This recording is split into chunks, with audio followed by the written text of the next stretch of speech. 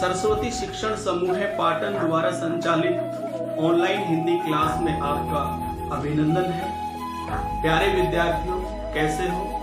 आप ही हमारी पूंजी हो। आशा करता हूं आप सभी स्वस्थ होंगे। किसी ने बड़ी कमाल की बात कही है कि कौन कहता है कि आसमान में छेद नहीं हो सकता? कौन कहता है कि आसमान में छेद नहीं हो सकता? एक पत्थर तो तबीयत से उछालो यारो। प्यारे विद्यार्थियों, कल हम कबीर जी के बारे में पढ़ रहे थे।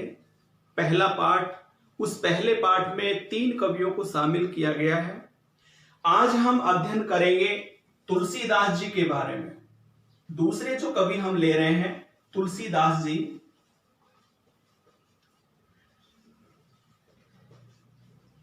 प्यारे विद्यार्थियों, तुलसीदास जी का अध्ययन की शुरुआत हम उनकी जीवनी से करते हैं। मैं आपको बताऊं कि बोर्ड परीक्षा के अंदर जीवनी जो होती है वो 4 अंक की होती है।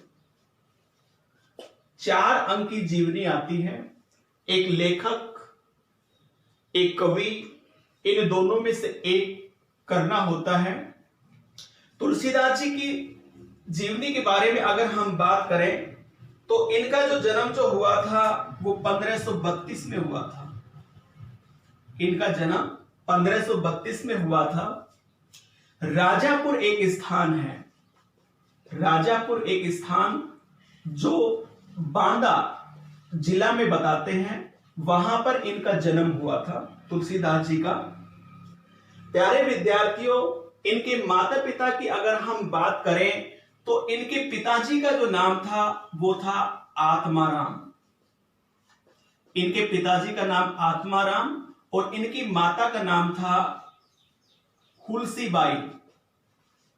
हुलसीबाई, यानी इनका जन्म हुआ था वो 1532 में हुआ था। राजापुर बांदा जो जिला है वहां पर इनका जन्म हुआ था।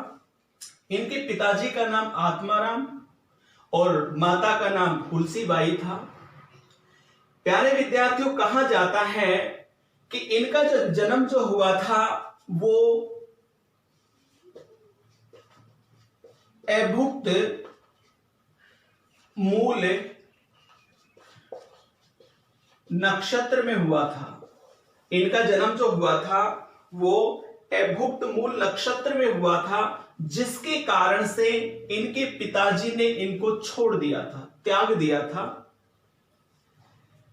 जब तुलसीदास जी का जन्म हुआ उसी समय इनकी माता का भी देहांत हो गया था। उसके बाद में पिताजी के द्वारा इनको छोड़ दिया गया। क्यों छोड़ दिया गया?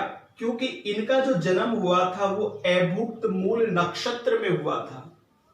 यानी कहा जाता है कि इस नक्षत्र में जन्म लेने वाला जो होता है वो राक्षस प्रवृत्ति का होता है, जिसके कारण से तुलसीदास जी को भी उनके पिताजी ने त्याग दिया था, छोड़ दिया था।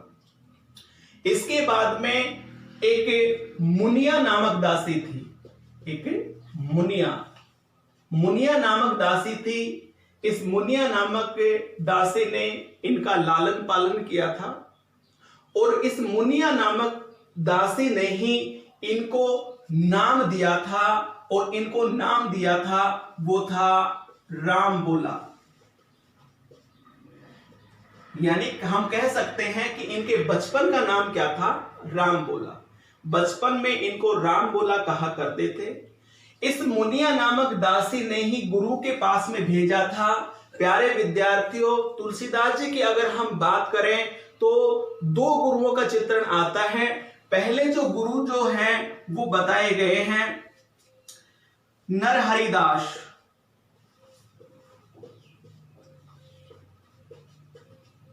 और दूसरा जो गुरु बताए गए हैं वो है शेष सनातन।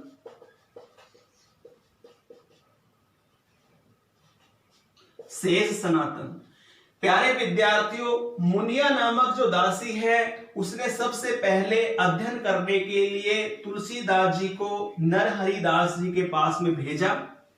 उसके बाद में नरहरिदास हैं तुलसीदास जी को लेकर काशी चले जाते हैं और काशी में एक महात्मा थे, उन्होंने एक आश्रम कर रखा था जिनका नाम था शेष सनातन। उनका नाम क्या था? शेष सनातन। 15 वर्ष तक वो अध्ययन करते हैं शेष सनातन जी के पास में, और 15 वर्ष अध्ययन करने के उपरांत वापस वो राजापुर लौट आते हैं, जहां पर उनका जन्म हुआ था, वहां पर वापस लौट आते हैं। लौट आने के कुछ दिन के बाद में उनका विवाह होता है, वो रत्नावली से होता है। उनका जो विवाह होता है वो रत्नावली से होता है। रत्नावली से वो बहुत अनुराग रखते थे। रत्नावली है एक दिन उनको फटकार लगा देती है और कहती है कि लाज ने लागत आपको दूर आए हूं साथ, लाज ने लागत आपको दूर आए हूं साथ, दिक दिक ऐसे प्रेम को कहां कहां कहूं मैं नाथ। और उससे वो दुखी हो जाते हैं और रत्नावली को गृहस्थी जीवन को छोड़कर और सन्यासी आश्रम में चले जाते हैं, सन्यास आश्रम में चले जाते हैं और वहां पर अध्ययन करते हुए, ज्ञान प्राप्त करते हुए, और उन्होंने रचना लिखना प्रारंभ कर दिया था। प्यारे विद्यार्थियों, अगर हम इनकी रचनाओं की अगर हम बात करें, रचनाओं की अगर हम इनकी बात करें तो रचना है वो 12 है, प्रमाणित रचना है वो 12 मानी गई है इनकी। पहली जो रचना है वो रामचरित मानस इनकी पहली रचना है। इस रामचरित मानस के कारण से ही वो प्रसिद्धि प्राप्त करते हैं। दूसरी रचना विनय पत्रिका,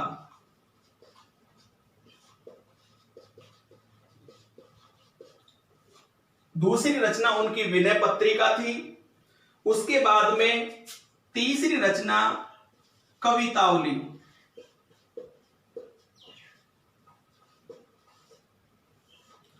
चौथी रचना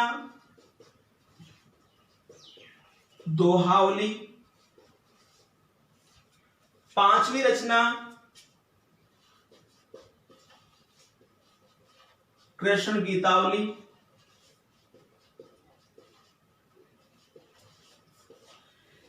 इसके साथ ही साथ में छठी जो रचना है वो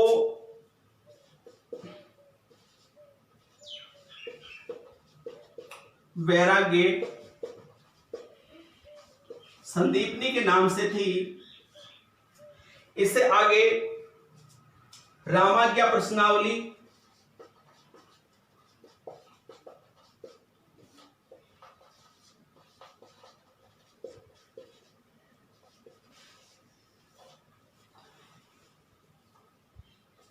पार्वती मंगल, 8वीं रचना,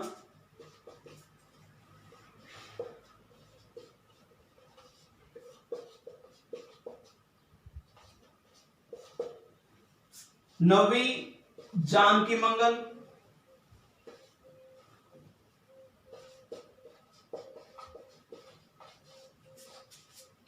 जानकी मंगल। इसके साथ ही साथ में रामलला नेहचू, 10वीं रचना,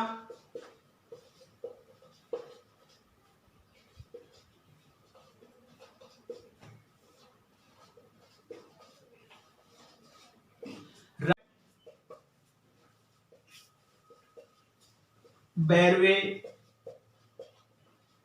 रामायण, और 12वीं रचना है इनकी गीतावली।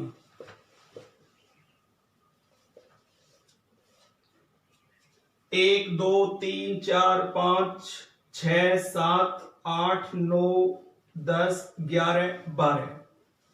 प्यारे विद्यार्थियों, इनकी प्रमाणित जो रचना है वो 12 ही मानी गई है। रामचंद्र शुक्ल जो बहुत बड़े हिंदी साहित्य के साहित्यकार भी हैं, उन्होंने ये प्रमाणित किया है कि यही रचना उनकी श्रेष्ठ थी। रामचरितमानस की अगर हम बात करें तो वो उनकी एक श्रेष्ठ रचना थी।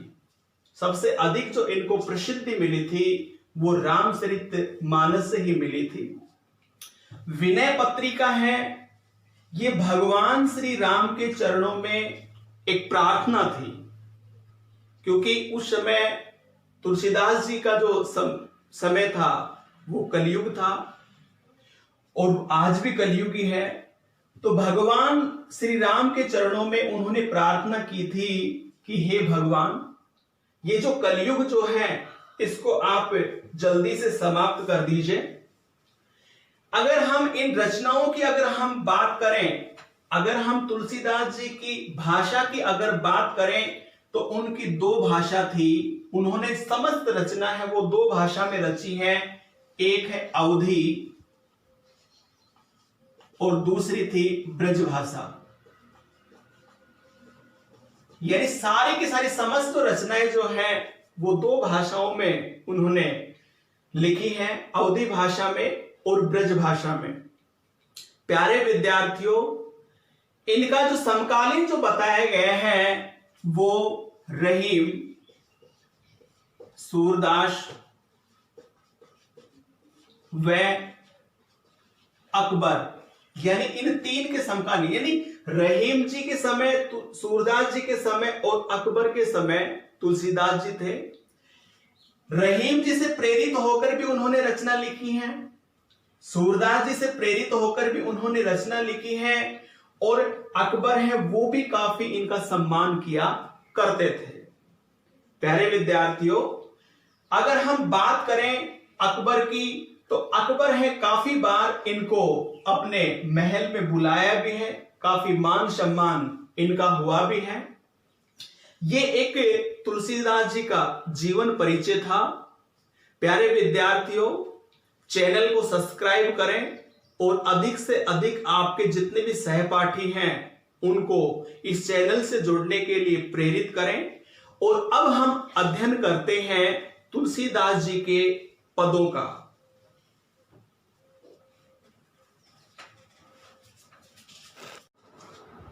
प्यारे विद्यार्थियों, अब हम तुलसीदास जी के जो पद हैं उनका अध्ययन करेंगे।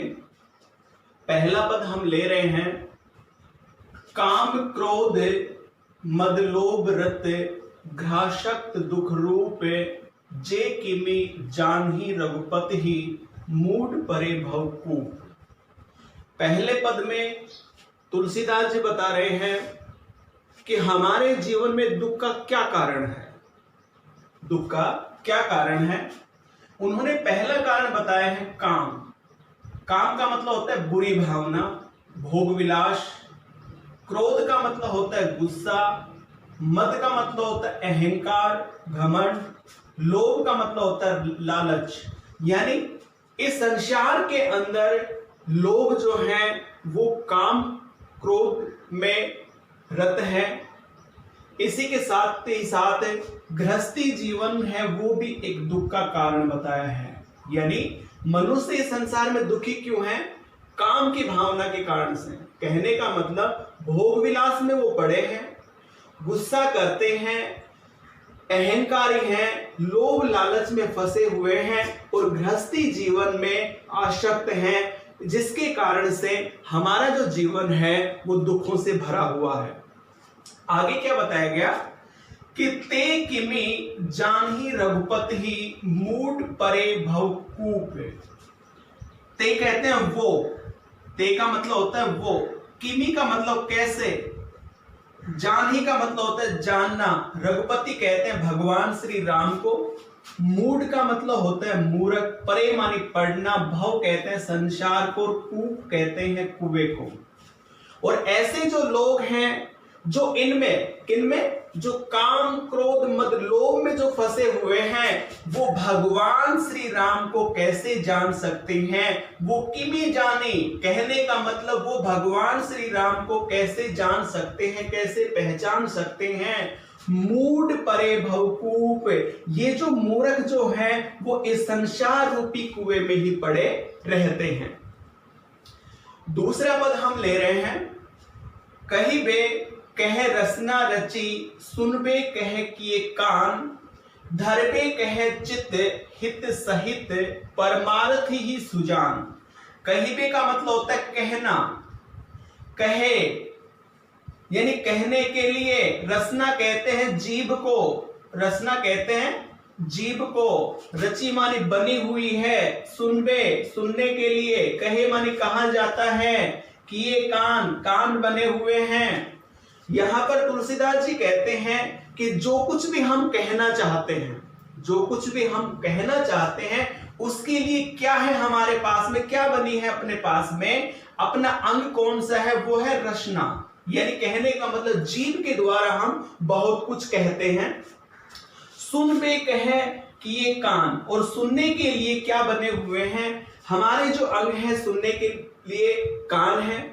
इसी तरह से धरबे कहे चित्त हित, धरबे का मतलब होता है धारण करना, कहे माने कहा जाता है, चित्त कहते हैं हृदय को, और हित कहते हैं भलाई को, सहित माने साथ में, परमार्थ ही यानी भलाई के उपकार के, सुजान कहते हैं श्रेष्ठ को। और यहां पर आगे बताया गया है कि धरबे कहे चित्त यानी धारण करने के लिए हमारे पास में हृदय है। यानी जो कुछ भी हम धारण करना चाहते हैं, अच्छी बातों को, अच्छे गुणों को हम धारण करना चाहते हैं, उसके लिए अपने पास में हित, अपने पास में चित्त है, कहने का मतलब हृदय है। और इन्हीं अंगों के साथ में हित सहित, और इन्हीं अंगों के साथ में अगर हम भलाई के लिए कार्य करें, वो ही हमारे जीवन में श्रेष्ठ कार्य है।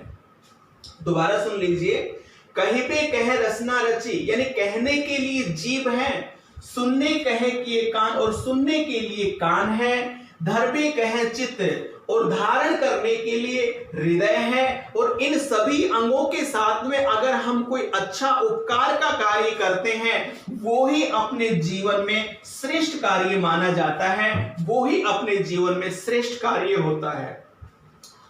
तीसरा जो पद हम ले रहे हैं, तुलसी भलो सुसंग ते, पोच कुसंगति सोई, नाव किन्नरी तीर असी, लोहे विलोपुं लोई। तुलसी भलो माने अच्छा, सुसंग कहते हैं अच्छी संगति को, पोच कहते हैं बुरा, पोच कहते हैं बुरा को, कुसंगति कहते हैं कुसंगति बुरी को, सोई मानी समान, सोई का मतलब होता है समान। तुलसीदास जी कहते हैं कि तुलसी भलो सुसंगते, यानी तुलसीदास जी ने बताया कि जो सुसंगति होती है यानी अच्छी संगति होती है, गुणवान लोगों का जो सानिध्य होता है वो ही श्रेष्ठ होता है, वो ही अच्छा होता है, वो ही भला होता है। पोच कुसंगति सोई, और यहां पर बुरी संगति के लिए बताया गया है कि बुरी संगति जो होती है वो बुराई के समान होती है, बुरी संगति जो होती है वो बुराई के समान होती है। नाव किन्नरी तीर असी, लोहे विलोपुं लोई। नाव कहते हैं नाव को, नाव किसे कहते हैं, नाव को। किन्नरी का मतलब होता है वीणा, किन्नरी का मतलब होता है वीणा। तीर सब जानते हो, धनुष का जो तीर जो होता है वो। असी कहते हैं तलवार को, असी का मतलब होता है तलवार। विलोपु का मतलब देखना, लोई का मतलब होता है नेत्र या आंख। इससे आगे तुलसीदास जी ने बताया गया है कि चाहे आप अपने आंखों से देख लो, चाहे आप अपनी आंखों से देख लो, नाव किन्नरी तीर असी, यानी कहने का मतलब नाव जो होती है उसमें भी लोहे का प्रयोग किया जाता है। किन्नरी कहते हैं वीणा को, उसमें भी लोहे का प्रयोग किया जाता है। तीर असी है वो भी लोहे की ही बनी रहती है। ये सारे के सारे जो गुण हैं वो संगति का ही गुण है। कहने का मतलब नाव के अंदर जो लोहा जो होता है वो श्रेष्ठ संगति पाता है, जिसके कारण से वो पानी से पार लगा देता है। किन्नरी का मतलब यहाँ पर वीणा, वीणा के अंदर भी लोहे का प्रयोग किया जाता है, जिसके कारण से वीणा से मधुर ध्वनि निकलती है। यहाँ पर तीर और असी है वो दोनों के दोनों निंदनीय हैं। ये सारा का सारा जो प्रभाव संगति का ही है।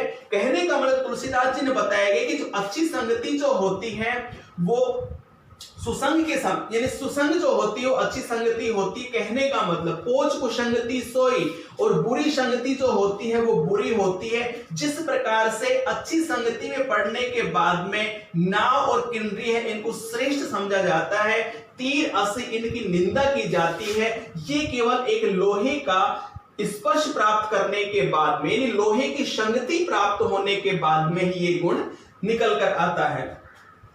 चौथा जो है, राम कृपा तुलसी सुलभ गंग सुगंग सुसंग समान, जो जल परे जो जन मिले कीजिए आपू समान। कृपा कहते हैं दया को, सुलभ कहते हैं सरल या आसान, गंग कहते हैं गंगा को, सुसंग कहते हैं अच्छी संगति को, समान कहते हैं समान। यानी यहां पर तुलसीदास जी ने बताया गया है कि भगवान श्री राम की जो कृपा है वो सरल है, वो आसान है। भगवान श्री राम की जो कृपा है वो सुलभ है, आसान है। गंग संग समान, और गंगा की जो संगत जो है वो किसके समान बताई गई है, वो सुसंग के समान बताई, यानी गंगा जो है वो सुसंग के समान बताई गई है। जो जल परे जो जन मिले कीजिए आपू समान, जो जल में पड़ते हैं, कहने का मतलब जो गंगा के अंदर पड़ते हैं, यानी जो गंगा में जो स्नान करते हैं उनका जो शारीरिक रूप से वो क्या हो जाते हैं, पवित्र हो जाते हैं, श्रेष्ठ हो जाते हैं। जो जन मिले, और जो अच्छी संगति में जो जन मिलते हैं वो भी क्या हो जाते हैं, वो भी अच्छे हो जाते हैं, वो भी श्रेष्ठ हो जाते हैं। कीजिए आपको समान, जिस प्रकार से गंगा का जल है वो भी अपने समान व्यक्ति को बना देता है, और सुसंगत जो होते हैं वो भी व्यक्ति को अपने समान बना देता है। इसी तरह से यहाँ पर तुलसीदास जी ने बताया गया है कि जो सुसंगति है वो ही श्रेष्ठ है। प्यारे विद्यार्थियों, 4 पदों का हमने अध्ययन कर लिया। 5वां पद हम ले रहे हैं, तुलसी या संसार में भांति भांति के लोग, सबसो हिलमिल चाल ये नदी नाव संयोग। तुलसीदास जी ने बताया है तुलसी या संसार में, यानी या का मतलब इस, भांति भांति अलग अलग, ये तुलसीदास जी ने बताया है कि इस संसार में अलग अलग भांति के यानी अलग अलग तरह के लोग रहते हैं। सबसों यानी सबके साथ में, हिल मिल यानी मेल जोल करके, चालिए मानी चलना, यानी हम सभी को सबके साथ में मेल जोल के साथ में ही आगे बढ़ना चाहिए, यानी सबसे हमें मेल जोल रखना चाहिए। नदी नाव संयोग, ये जो संयोग जो होता है वो नदी और नाव की तरह से होता है। जिस प्रकार से नदी जो होती है उस नदी में नाव लोगों को पार लगा देती है, इसी प्रकार से हमारे इस संसार को अगर हमें पार करना है तो हमें उस नदी और नाव की तरह से मेलजोल बनाकर ही आगे बढ़ना होगा। छठा जो पद यहां पर बताया गया है, तुलसीदास जी कहते हैं कि तुलसी पावस के समय धरी कोकिलन मोने, अब तो दादुर बोली है हमें पूछे ही कौन। तुलसीदास, पावस कहते हैं वर्षा, पावस का मतलब होता है वर्षा ऋतु, धरी का मतलब होता है धारण करना, कोकिलन कहते हैं कोयल को, कोकिलन का मतलब होता है कोयल, मौन चुप्पी। यहां पर तुलसीदास जी कहते हैं कि पावस के समय यानी वर्षा ऋतु के समय, पावस के समय यानी वर्षा ऋतु के समय कोकिल जो होती है वो भी शांत हो जाती है, वो भी मौन को धारण कर लेती है, कहने का मतलब वो भी बोलना बंद कर देती है। अब तो दादुर कहते हैं मेंढक को, बोली है मन बोलेंगे, हमें यानी हमें पूछे ही कौन, यानी हमें अब कौन पूछेगा। यानी कहने का मतलब कोयल ने मौन धारण क्यों कर लिया, क्योंकि अब तो वर्षा ऋतु में दादुर बोलना प्रारंभ कर देंगे, कहने का मतलब मेंढक बोलना प्रारंभ कर देंगे, और अब हमें कौन पूछने वाला है, कहने का मतलब अब मेरी जो आवाज है वो कौन सुनने वाला है। प्यारे विद्यार्थी, इसमें बताया गया है कि यहां पर दादुर का मतलब मूर्ख व्यक्ति, यानी जहां पर मूर्ख व्यक्ति बोलना प्रारंभ कर देते हैं वहां पर समझदार व्यक्ति को शांत रहना ही श्रेष्ठ बताया गया है। कि जहां पर मूर्ख लोग भाषण देना प्रारंभ कर देते हैं वहां पर समझदार जो व्यक्ति जो होता है उसको शांति रहना चाहिए, क्योंकि वहां पर उसकी सुनने वाला कोई भी नहीं रहता है। अंतिम पद हम ले रहे हैं, तुलसी असमय की सखा, धीरज धर्म विवेक, साहित्य साहस सत्य व्रत, राम भरोसा एक। असमय का मतलब होता है बुरा समय, असमय का मतलब होता है बुरा समय। सखा कहते हैं मित्र को, धीरज कहते हैं धैर्य को, धर्म कहते हैं धर्म को, विवेक कहते हैं ज्ञान को।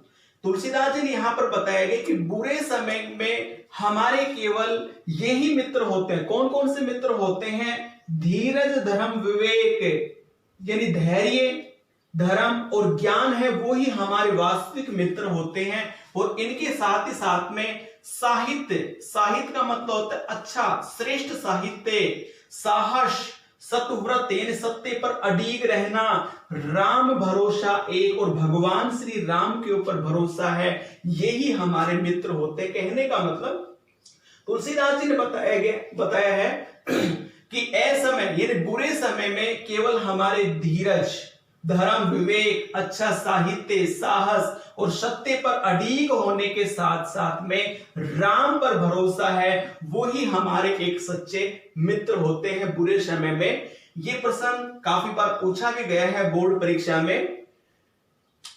प्यारे विद्यार्थियों, हम तुलसीदास जी के बारे में पढ़ रहे थे और नेक्स्ट कल कक्षा में हम पढ़ेंगे कृपाराम के बारे में। धन्यवाद।